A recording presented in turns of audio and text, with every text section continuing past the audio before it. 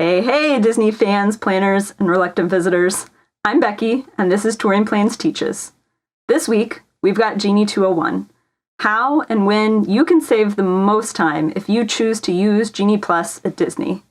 If terms like Genie Plus or Lightning Lane are still confusing to you, head back up one episode on our playlist and check out Genie 101, where we define all the terms and talk about the rules. We're going to assume you know all that stuff, so we can focus in on how to get the most for your money if you buy Genie Plus. We're going to start by avoiding the numbers, which is not something I usually suggest, but we'll talk about which parks in general Genie Plus can be most useful at. That way, if you just want to make a quick hit decision, you don't have to worry about which attractions to think about. You can just figure out which parks you might want to use it at. So, the park where Genie Plus is the most helpful, you can save the most time, the easiest way, is Magic Kingdom. Magic Kingdom has many attractions to choose from on Genie Plus, so you should have availability throughout most of the day. You don't have to worry too much about strategy to be able to save a lot of time. And because there are so many options, even on high crowd level days when a lot of people are using Genie Plus, there's still a lot to choose from and not as much competition. The people are spread out among a lot of different attractions. So Magic Kingdom, great first park to try Genie Plus at if you want to do that. Our second top park is Hollywood Studios. Hollywood Studios is pretty different than Magic Kingdom. It's really a park of headliners with really heavy weights and shows with no weights at all. So you'll have lots of attractions where you can save a lot of time individually. Think Slinky Dog Dash, Millennium Falcon, Tower of Terror. You can skip those really long waits if you use Genie Plus. But there aren't as many options. So when you get into those medium and high crowd level days, you're going to be competing with a lot of people, and those slots are going to fill up really quickly. So it's not as easy to use, but you can still save a lot of time. Park number 3 is Animal Kingdom. Again, not very many options, but a lot less competition. So you're still going to be able to avoid significant waits at places like the Kilimanjaro Safaris and Navi River Journey, and a bunch fewer people are going to be using Genie Plus, so they'll be available most of the day. Still not a lot of time to save compared to Magic Kingdom and Hollywood Studios, but you can make it work. The park where Genie Plus is the least useful, at least for now, is Epcot. This might change as more new attractions come online, specifically thinking about Guardians of the Galaxy Cosmic Rewind. But for now, you're really not going to save that much time at Epcot. A lot of the Genie Plus options there just don't have significant waits anyway, places like Journey into Imagination or the Seas. So even if you can get a lot of reservations in a day, they're still not going to add up to significant time savings. So let's review. Top parks for using Genie Plus: Magic Kingdom and Hollywood Studios. Parks where it's less useful, harder to save time for the money you're paying for it: Animal Kingdom and Epcot. All right, now we're going to get into some numbers, so get excited about that because you know I am. Instead of just talking about which parks where Genie Plus can be the most useful, we're going to layer in information about crowd levels so that you can figure out where you might actually save the most time as a whole in a day. So if you know touring plans, you know that we're all about crowd levels. We give each day a label from number 1 to number 10. So crowd level 1 is the least crowded. There's no one in the parks. You're going to be able to walk on to most rides. Crowd level 10 are your Christmas days, New Year's days, where it's wall-to-wall people, pretty miserable from an attraction riding experience perspective. For this, we're going to divide our crowd levels into buckets. So we're going to say low, medium, and high crowd levels. Those low crowd levels will be crowd levels 1 to 3, medium is 4 to 7, and high is 8 to 10. And we'll go park by park and give you information about how much time you could save with Genie Plus at each park during each crowd level. So let's go in the same order as the last section and start with Magic Kingdom. On those low crowd level days at Magic Kingdom, you can expect to save about 160 minutes compared to standby wait time on those low crowd level days. So that means if you went on Peter Pan and Jungle Cruise and Space Mountain, you could save like 40 minutes at each of them. That adds up to 2 hours of wait time savings, which isn't shabby. And then you do a couple other attractions throughout the day, you end up saving over 2.5 hours. That's a lot of time and can really have a positive impact on your day. Now, what happens if the crowd levels are more like a medium instead of a low? In that case, our wait time savings actually go up to almost 4 hours, so 230 minutes. Because your standby waits are longer, there's still not a huge amount of competition for Genie Plus at those medium crowd level days. There aren't that many people using it. And since there are so many attractions at Magic Kingdom, they're not selling out quickly. So you can get and use a lot of Genie Plus reservations and save a lot of time. So it's going to end up that these medium crowd level days at Magic Kingdom are the ideal time and place to use Genie Plus. That's where you're going to get the most time savings, and it's going to feel the easiest. And then compared to those medium crowd level days, on high crowd level days, there's going to be much more competition for those Genie Plus reservations. So even with the large number of attractions that offer it at Magic Kingdom, they're going to sell out pretty quickly, so the waits will be longer, but you won't be able to use as many reservations. So average wait time savings on high crowd level days at Magic Kingdom drops to about 3 hours. Still nothing to blink at. That's a lot of time that you're going to save compared to standby, but harder to get and use than it was at medium crowd level days. Next, we've got Hollywood Studios. So remember, less attractions to choose from at Hollywood Studios, which means more competition for those reservations, but each individual attraction is probably going to save you some more time. So what does that look like at different crowd levels? Turns out at Hollywood Studios, on the low crowd level days is when you're going to save the most time with Genie Plus. This is counterintuitive, it throws a lot of people off, but if you want to save a lot of time at Hollywood Studios, you got to go on a day where there's less competition for those reservations. So on low crowd level days, you can save about 150 minutes of time with Genie Plus. So 2.5 hours compared to your standby wait times. That's really good, and it's going to help your Hollywood Studios day feel a lot nicer. But even when you start jumping up to those medium crowd level days, now things are starting to sell out a lot quicker. It's going to be hard to book Slinky Dog Dash at all. It's kind of like a lottery first thing in the morning, and things are going to start selling out really quickly after that, a lot of times before noon. So on those medium crowd level days, you're only going to save something like 130 minutes, so slightly less than the low crowd level days. And on high crowd level days, using Genie Plus at Hollywood Studios can feel pretty miserable because everything's going to feel like it sells out before you can even get to it. So our average time savings at high crowd level days are only 114 minutes, and that may mean that you're only using 2 Genie Plus reservations the entire day. And so while you're still saving time, it feels a lot worse because you're not being able to make and use a lot of reservations. Now let's talk about our third park, Animal Kingdom. On low crowd level days at Animal Kingdom, there aren't a lot of waits to avoid other than at Navi River Journey and Kilimanjaro Safaris. Pretty much everything else stays close to a walk-on. But just by avoiding the waits at those 2 attractions on low crowd level days, you're saving an hour and a half of time. And when you add in the other ones, we're going to end up saving 95 minutes on average at Animal Kingdom on a low crowd level day. At medium crowd levels, things still really aren't booking up fast as far as Genie Plus reservations, so we're going to save a little more time because those standby waits are a little bit longer. So on medium crowd level days, that goes up to 108 minutes instead of 95. And on high crowd level days, still nothing really books up very fast at Animal Kingdom, so we can save up to 114 minutes using Genie Plus at Animal Kingdom on those high crowd level days. And then finally, we've got Epcot, which I said was the least useful park for Genie Plus, and here's why. On low crowd level days, there just really aren't that many lines to even skip with Genie Plus, so our average time savings is only about 50 minutes. If you're going to save less than an hour, it's not really worth paying the $16 per person to do that. Medium crowd level days, not much better, with average time savings of 80 minutes. So both of those are the 2 worst scenarios of everything we're presenting here as far as time savings.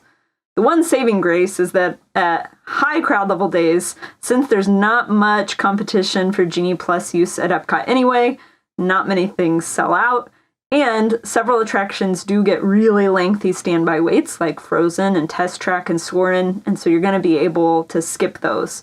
So on high crowd level days, you can actually save over 2 hours of time compared to standby with Genie Plus. And that makes it the second best park to use Genie Plus at on high crowd level days specifically. So if you're going to use Genie Plus at Epcot, make sure it's a high crowd level day. Now, I talked about attractions selling out before the end of the day and that impacting how much time you're able to save. So let's look at which attractions those are that sell out first so that you know that you need to book them early in the day if you want to save time. We're going to start out with those individual lightning lanes. Now, since our last video, Disney kindly changed which attractions are available for individual lightning lane access. Right now, there's only one attraction at each park. So we're only talking about Rise of the Resistance, Remy's Ratatouille Adventure, Seven Dwarfs Mine Train, and Flight of Passage. Rise of the Resistance is the easy one. It's going to sell out before park opening every day. Doesn't matter what the crowd level is. If you're staying off site and you're not eligible to purchase until the park opens, you're probably going to be out of luck. So anytime you can, purchase Rise of the Resistance right at 7 a.m. On those medium crowd level days, that's when the other attractions start selling out a little earlier too. So Rise of the Resistance, gone almost immediately. Then there's a little bit more competition for Flight of Passage and Remy. Those are going to sell out probably right before noon. And then Seven Dwarfs Mine Train is going to sell out just slightly after that. So that by the time you get to late afternoon and evening, you're not going to be able to purchase any of those. On high crowd level days is when there's the most competition. People really want to skip the waits at these intense, lengthy attractions. So, Rise of the Resistance, gone immediately, almost like the lottery system it used to have. And then all of the other three sell out within an hour of park opening. So once those off-site guests become eligible, chances are they're going to have a chance to be able to purchase that, but then it's going to sell out really quickly and you're not going to be able to book them for the rest of the day. So that's individual lightning lanes. Now, Genie Plus is going to be a little more complicated because there are a lot more attractions, and so trying to keep track of what sells out when could be a lot more complex. But what we'll see is that at each park, attractions sort of fall into different tiers that tend to sell out around the same time as each other. So let's start with Magic Kingdom and see what this behavior looks like. At Magic Kingdom on low crowd level days, what we'll see is that most attractions have availability well into the evening. So I'm not going to have to worry about first thing in the morning what's going to sell out first. I'll want to be more worried about where I'm going to save time, how it's going to fit in my day, things like that. Low crowds, not going to worry about it too much at Magic Kingdom. It turns out, at Magic Kingdom, medium and high crowd level days tend to behave pretty similarly regarding when attractions sell out.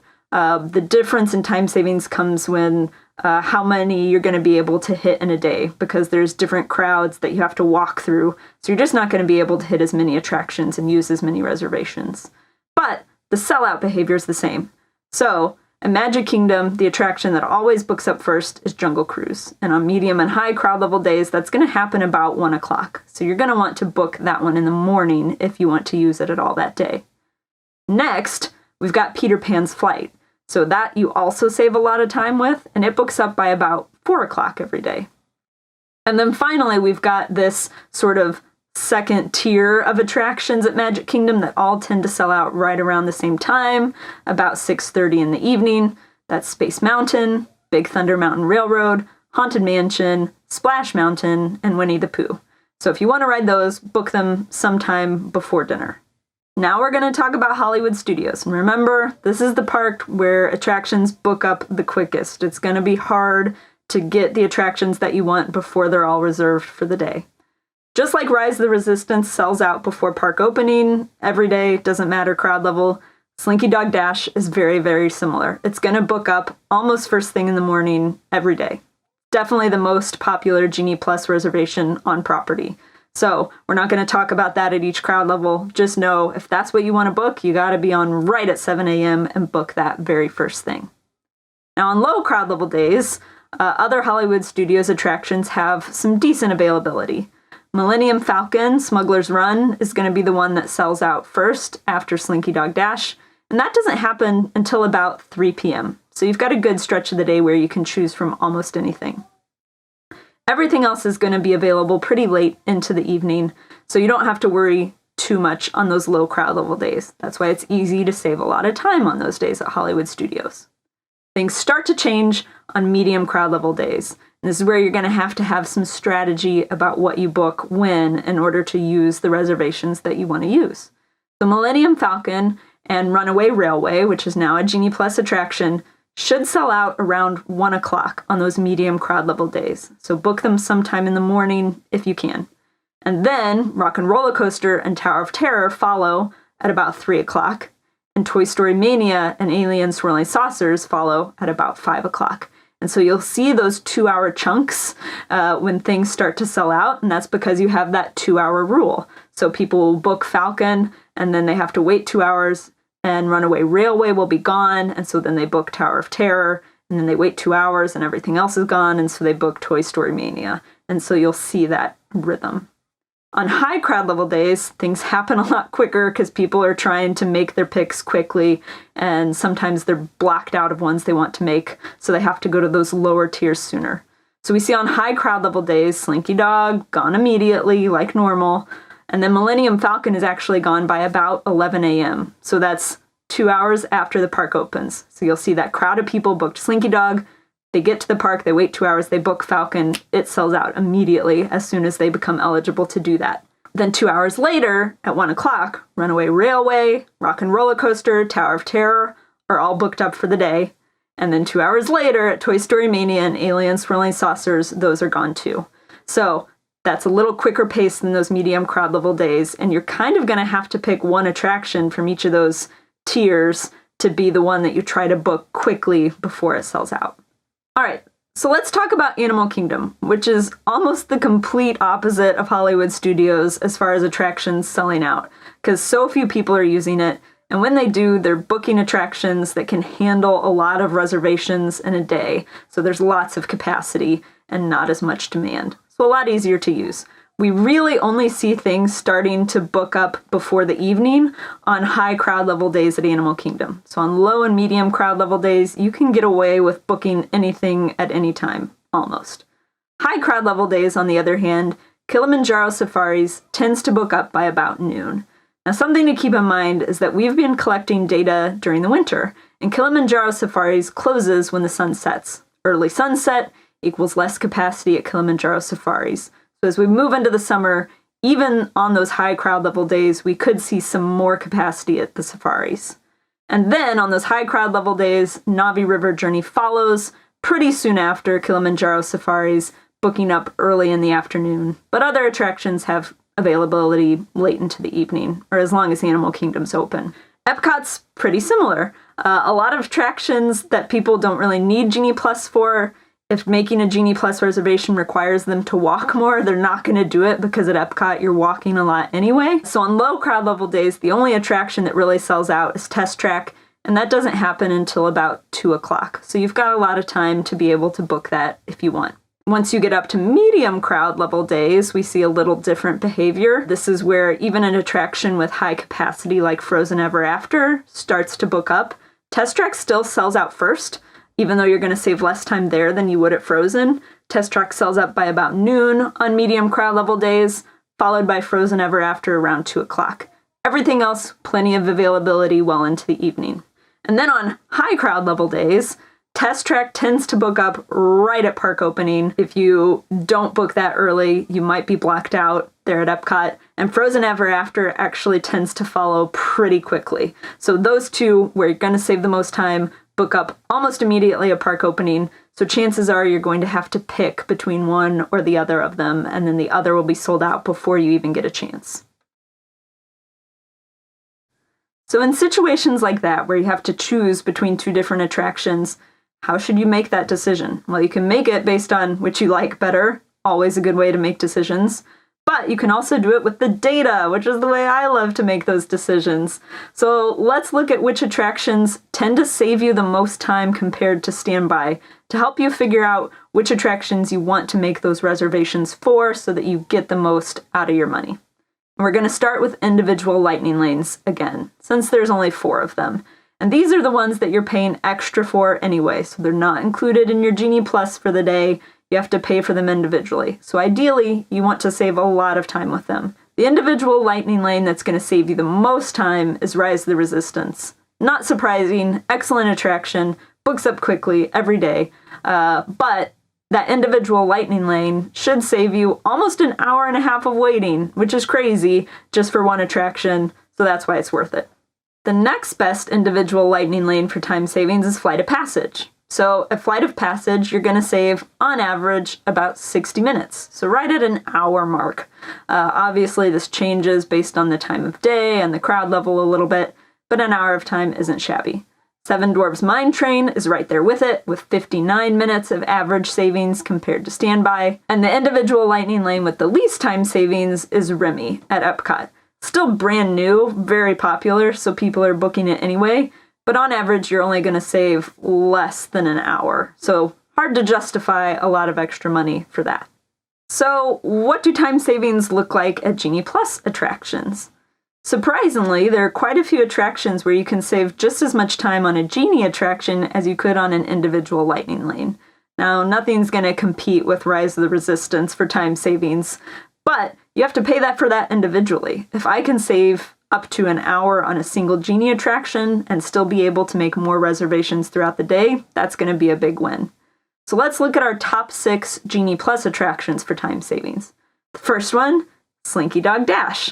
So everyone loves that Slinky Dog coaster and it books up first thing in the day, and that's because it gets those long waits, and so people know they want to skip those. So on Slinky Dog Dash, you're going to save an average of 58 minutes. That's pretty comparable to Flight of Passage and Seven Dwarfs Mine Train. And if I book Slinky, I can book other Genie Plus reservations in the day too. Our next 2 attractions are both at Magic Kingdom. So on Peter Pan's Flight, you can save an average of 55 minutes by using Genie Plus, and on Jungle Cruise, you can save an average of 52 minutes on Genie Plus. So just those 2 attractions, if I can get and use them at Magic Kingdom, I'm saving 100 minutes of wait time. Huge, huge savings there. Our next one is over at Epcot. And so Frozen Ever After, which just made the switch from individual lightning lane to Genie, gives you an average of 51 minutes of time savings. So that's more than Remy, which is individual lightning lane, and it's Genie, which means you can make more reservations than just that throughout the day. To round out our next 2, you'll notice a pattern here. There are more attractions that used to be individual lightning lane. So our next is back at Magic Kingdom, Space Mountain, average time savings there of 45 minutes if you use Genie Plus. And rounding out our top 6 is Runaway Railway with an average savings of 42 minutes by using Genie Plus. Now, what about everything else? Because that's just the top 6, and in some cases only 1 or 2 attractions at each park. So you're going to want to know some more about other attractions too. This graphic that we're looking at now shows you the average time savings for all of the other Genie Plus attractions. If an attraction isn't on here, it means either our results were sort of wildly different at different data points, so we weren't super confident, or we didn't have much sample data, so we left it off. But you can see a lot of attractions here. At the top of the list, Kilimanjaro Safaris and Navi River Journey with about 40 minutes of time savings, all the way to the bottom, Journey into Imagination and the Seas with about 5 minutes of time savings. So at that point, maybe not even worth the hassle. We can also get some information here based on the color of the dots. We see which parks have more attractions with more attractive weight savings than others. So a lot of Epcot attractions near the bottom, Magic Kingdom, more spread out. And so now all of this that we've been talking about through this whole episode is starting to come together, and we see that you really want to find that balance of attractions where you can save a lot of time, but also not have a lot of competition for those reservations, so you find that sweet spot, which is when you'll want to use Genie Plus. So we've gone over a lot of information today. Let's review a little bit of it so you can make better decisions. 1, best time to use Genie Plus at any park, Magic Kingdom, medium crowd level days. That's your sweet spot. Parks that tend to suffer at high crowd level days, Magic Kingdom and Hollywood Studios. Epcot actually thrives on those high crowd level days. So look ahead at the crowd calendar for your next vacation to help you sort of make those decisions about when you might want to use or not use Genie Plus. We also talked a little bit about when attractions sell out. Remember Rise the Resistance, Slinky Dog Dash, those are ones that are going to be selling out almost immediately. So book those first thing if that's your top priority. And we talked about where you're going to save the most time. Again, Rise of the Resistance and Slinky Dog Dash. But there's some other good time savings, and then there are attractions that are almost a waste of your time to use Genie Plus, so you can look back at the data and learn to avoid those too. Thanks for joining me on this episode of TouringPlans Teaches. In upcoming episodes, we're going to talk about stacking and park hopping and how you can use Genie Plus to your advantage in those situations. That'll be coming to you next week. We'll also be looking at common questions and use cases for Genie Plus in a future episode. So if you have any particular questions, you can send them in and we can cover those. After that, we're going to be turning our camera to Disneyland and talk about how Genie Plus is different at Disneyland and your wait time savings there as well. Thanks for joining me, and I hope to see you next week.